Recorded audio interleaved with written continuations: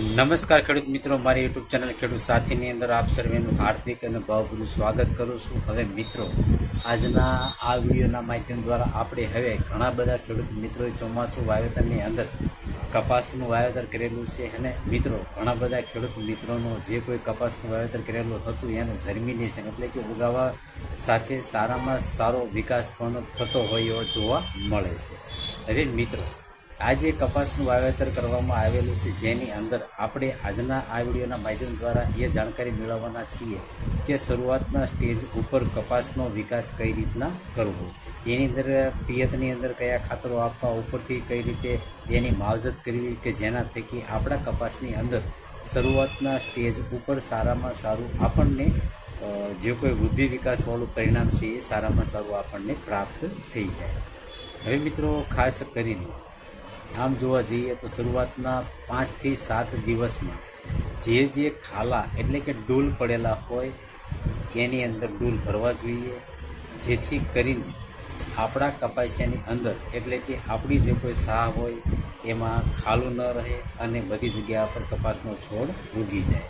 તો શરૂઆતના 7 દિવસની આજુબાજુ મિત્રો આપણે જમીનની અંદર જે કોઈ આ વાતાવરણની અંદર ફેરફાર થાય છે છતાં પણ ભેજ જળવાઈ રહે એનું મિત્રો ખાસ ધ્યાન રાખવાનું છે. એટલે કે આપણી જમીનની અંદર આ શરૂઆતના સ્ટેજ ઉપર ભેજ જળવાઈ રહેશે તો કપાસિયું જે કોઈ છે નવું ડૂલ પૂરેલું છે એનો ઉગાવો સારામાં સારો મળી જાય અને જે જૂનો કપાસ ઉગી ચૂક્યો છે એને સમયસર પાણી મળી રહે.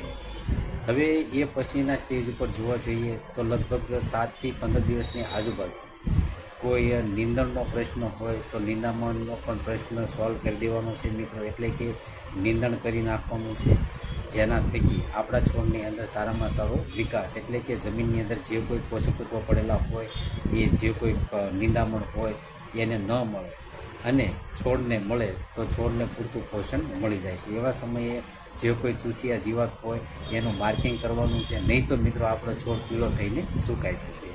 એ વાતનું ધ્યાન રાખવાનું છે. હવે 15 થી 25 દિવસની આજુબાજુ એટલે કે 25-30 દિવસ સુધી મિત્રો મૂળનો સારામાં સારો વિકાસ કરવાનો હોય છે. એટલે કે એવા સમયે જો આપણે પિયત કરતા હોઈએ તો હ્યુમિક એસિડ, સીવીડ એસિડ જે આવે છે એ મિત્રો તમે પિયતમાં આપશો તો પણ સારામાં સારું પરિણામ પ્રાપ્ત થશે.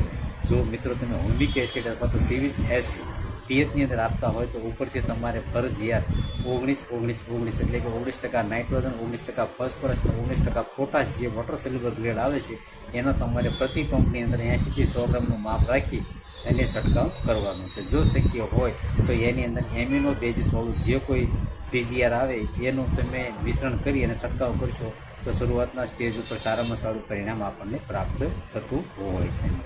તો એ વાતનું આપણે ધ્યાન રાખવાનું છે. હવે એ પછીનું જ્યારે સ્ટેજ આવે ત્યારે મિત્રો ખાસ કરીને જો આપણને યુરિયા મળતું હોય તો યુરિયા અથવા તો એમોનિયમ સલ્ફેટનો તમે ઉપયોગ કરી અને પછી તમે પિયત કરશો તો આપણા કપાસના પાકની અંદર સારામાં સારી વૃદ્ધિ વિકાસ અને નવી નવી ડાળોની ફૂટો પ્રાપ્ત થતી હોય છે. તો મિત્રો, શરૂઆતના તબક્કામાં આપણે ખાસ કરીને મૂળના વિકાસ માટે હ્યુમિક એસિડ, સિવિક એસિડ અને ઉપરથી સારામાં સારો ગ્રોથ પકડાવવા માટે મિત્રો 19-19-19 અને જો વધુ આપણને છોડ પીળો દેખાતો હોય તો 19-19-19ની સાથે હ્યુમિક એસિડ અને ફુલ્વિક એસિડવાળું કે વિટામિનવાળું જે કોઈ પીજીઆર આવતું હોય એનો છંટકાવ કરવાનો છે.